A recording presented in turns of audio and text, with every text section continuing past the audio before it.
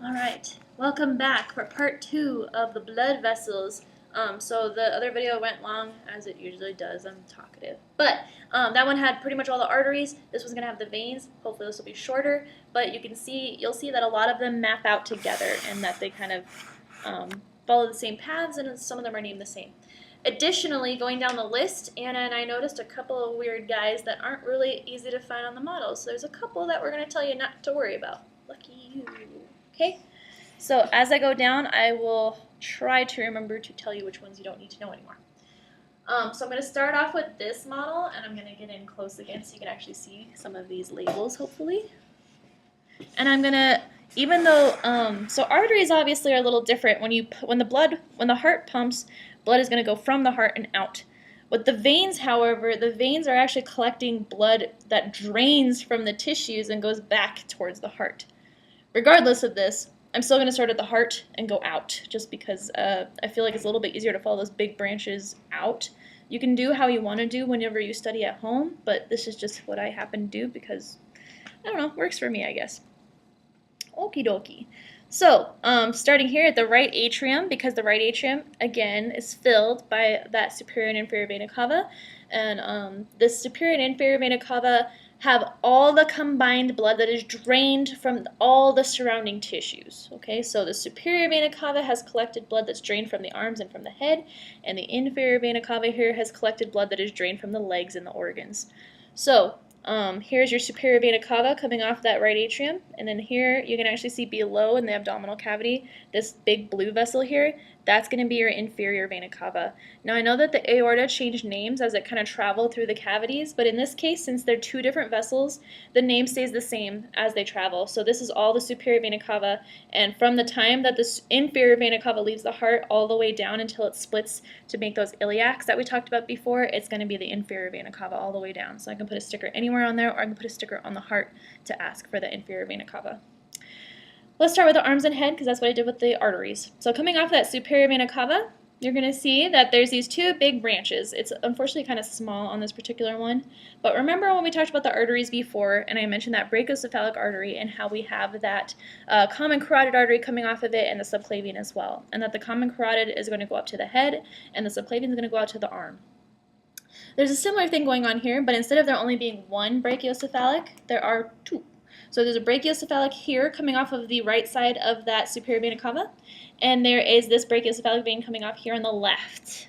So this is one instance where I could ask you for right and left, or what have you, okay? So there's your brachiocephalic, and there's a brachiocephalic. And again, they're both coming directly off that superior vena cava.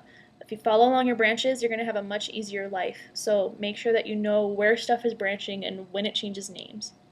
Coming off of each of these brachiocephalics, it's a little bit easier. This is going to be the first change on your list. So on your list, you'll notice that you have the external jugular vein. I would like you to cross out the external and instead replace it with internal.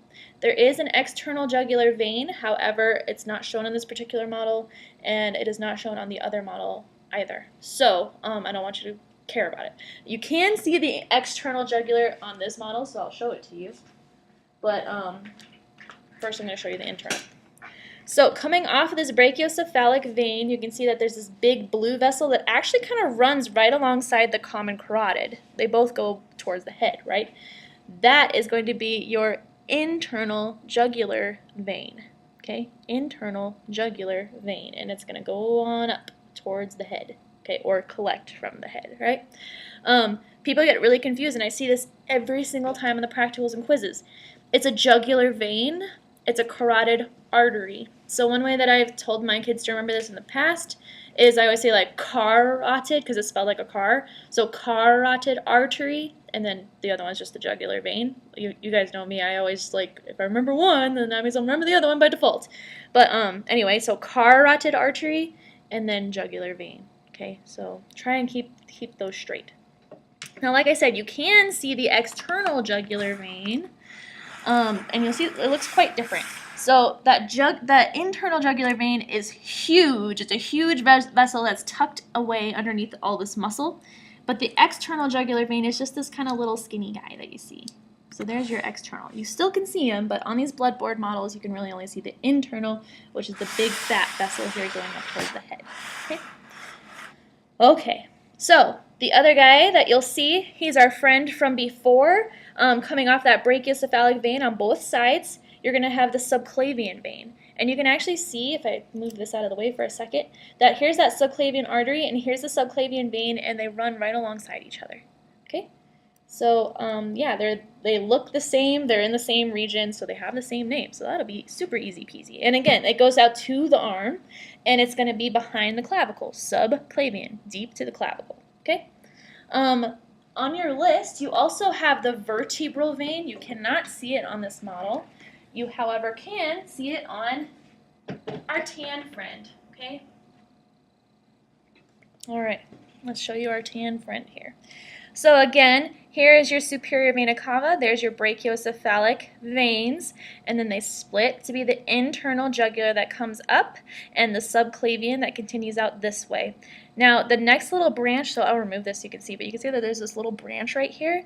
That little branch is going to be both the vertebral vein in the case of the blue and the vertebral artery in the case of the red on this particular model. So there's the little tag for it. But yeah, there you go. There's your vertebral vein. That's the one place where you can see it. Okay? All right, moving on down the arm. Now, the arm is weird. I'm going to have to show you the two different models because this model very super clearly has the three big different vessels that are in the brachial region. In the other model, their tan 70s friend, he doesn't have it super clear, but there is one vein I've been able to identify without a doubt is surely that vein. So I'll show you both so that way you can see. All right, so we have our subclavian, like we already said, there it is. And then you can see that as that subclavian is coming down, it has a pretty significant branch right here. Now typically if a vessel branches, it changes names. So you can see that there's a part here that dives out really far laterally in the arm, and that there's a branch here that comes inside. Okay, so this branch here that's coming out, this is going to be called the cephalic vein. Cephalic, and yes, cephalic means head. Somebody somewhere at some point mistranslated something. So they just never changed the name back. So cephalic forever, you get to be confused forever, but as long as you remember it's just been misnamed at some point somewhere, hopefully you'll be okay. This branch that goes inside medially goes into the armpit, and you can see our little armpit here on the humerus, right? So that's going to be the axillary vein. So right next to it is the axillary artery, so no surprise, right? Most of these guys are right next to each other and they're named very similarly. Now the axillary vein comes down here and it does two little branches.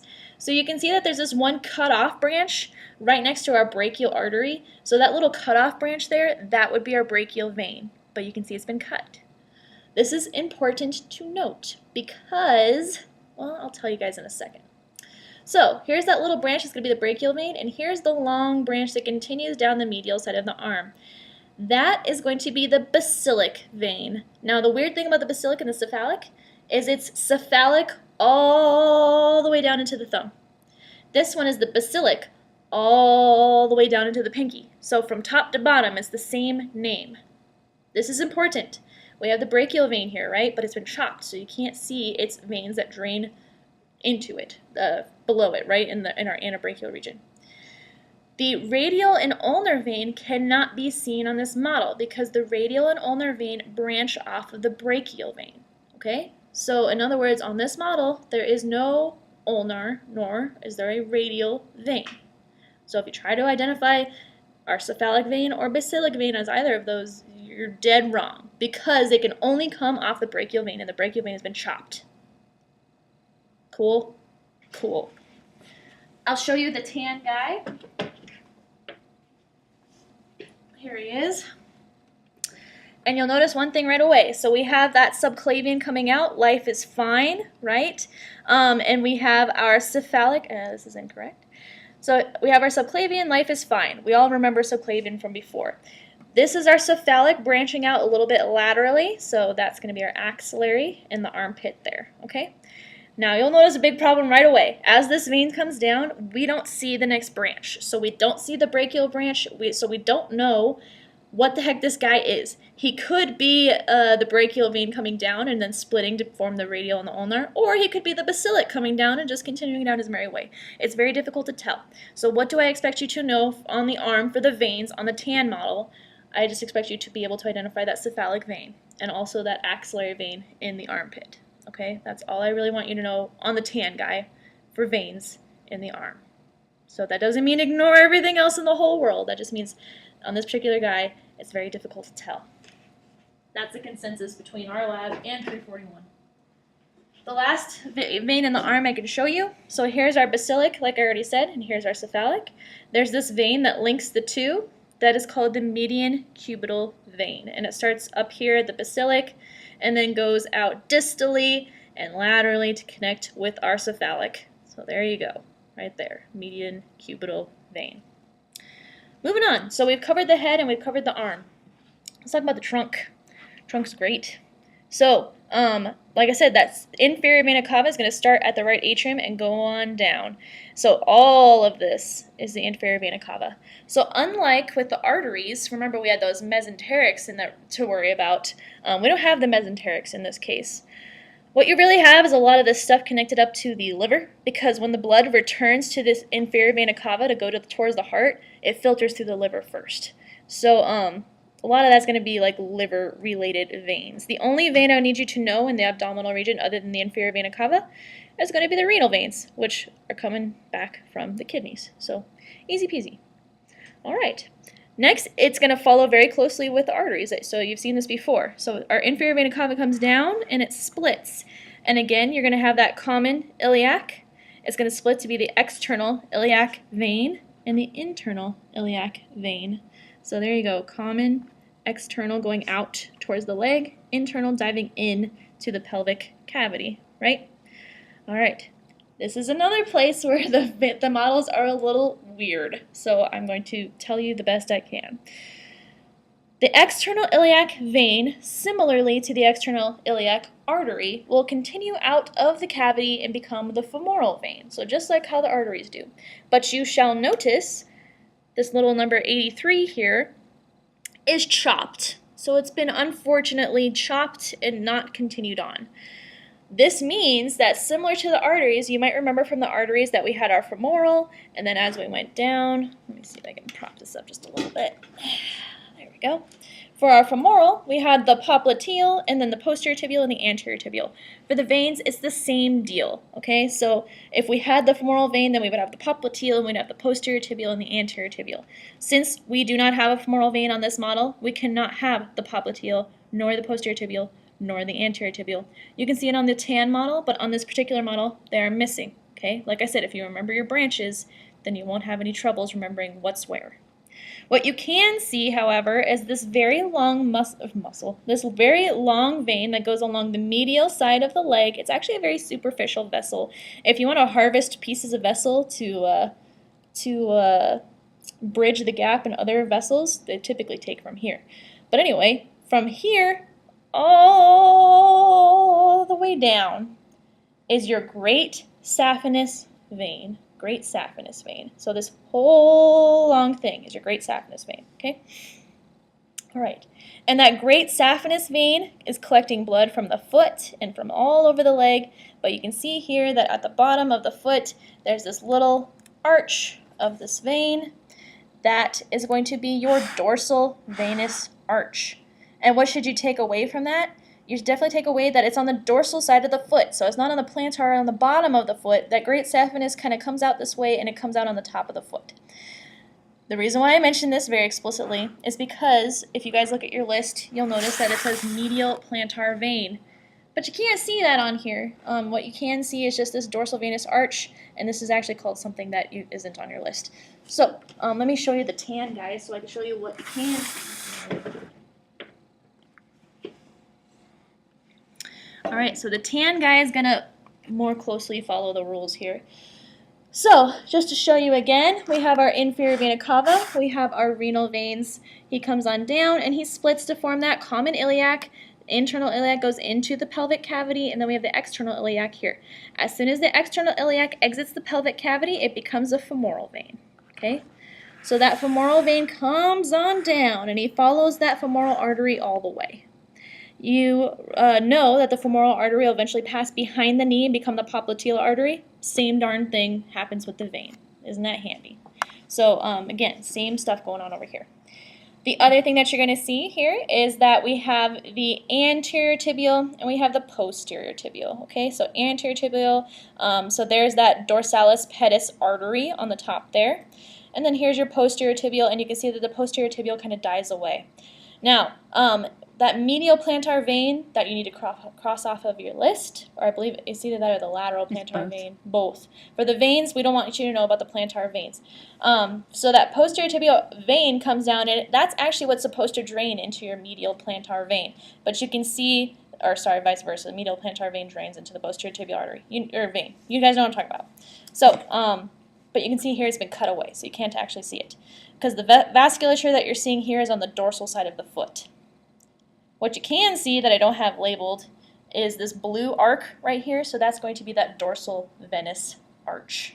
Okay, but there's your anterior tibial vein, here's your posterior tibial vein, and again, it's following right along with the arteries. So, let's see, what else can I show you real quick before we're done? I can show you our muscle guy real quick. Again, just so you can see that he's got the same stuff going on. Here's that inferior vena cava. There's those renal veins, super pretty. They come here, and we have our common iliac as it splits off.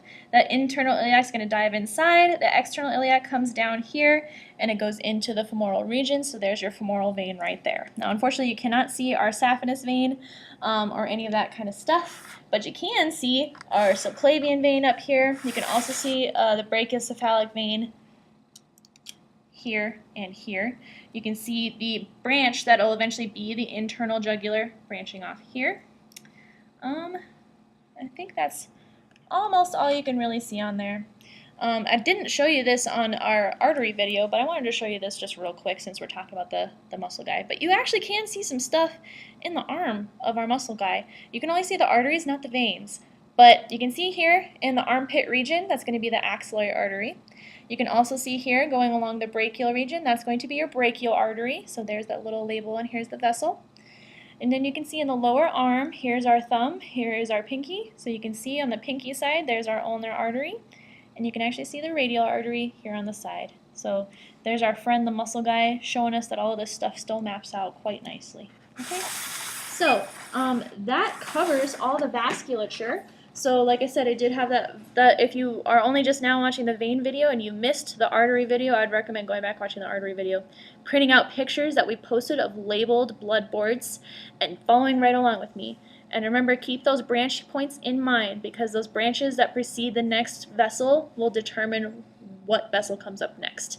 Similar to how we talked about before, right? With the brachial, only if you have the brachial can you see that radial and ulnar. If there's no brachial, you won't see a radial, and you won't see an ulnar, right? Alright, so that's everything I have to tell you guys. I hope that was super helpful. People really struggle with the vessels, so I think this video will be really helpful for people. But anyway, we'll see you next week, and we'll talk about blood and vessels together.